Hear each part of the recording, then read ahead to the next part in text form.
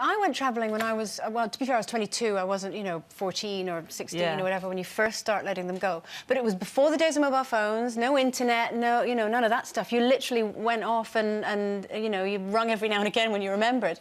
And, my parents obviously struggled with that. There was a few tricky times that I went through, got caught up in the Bangkok riots, and I wrote my parents a letter to tell them I'd be all right. So 3 weeks later, they finally found out I was OK. But they did get me back because they moved.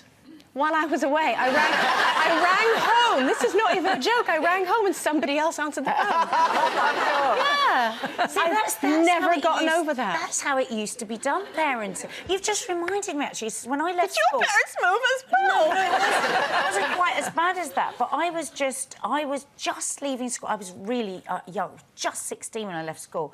And I didn't want to go on to do any further education. So my parents said, OK, instead of paying for further education, you can travel. And they literally let me go. And I went to America and I travelled around the Middle East and I went to Europe. And there were so many situations that now when I think back, I know for sure if my daughter was in the same situation now, she'd be on the phone to me. Mum, there's a weird guy knocking on my door. Well, a weird guy knocked on my door loads of times and that, but I dealt with it. Lucky you. Oh, Judy, I'll let you in on that.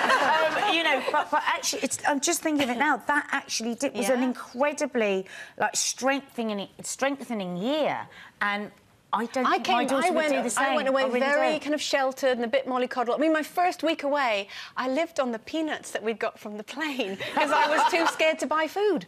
Because we'd landed in India and I thought, oh no, this is going to be terrible. And I cried a lot. But then you kind of get over it and you have to toughen up.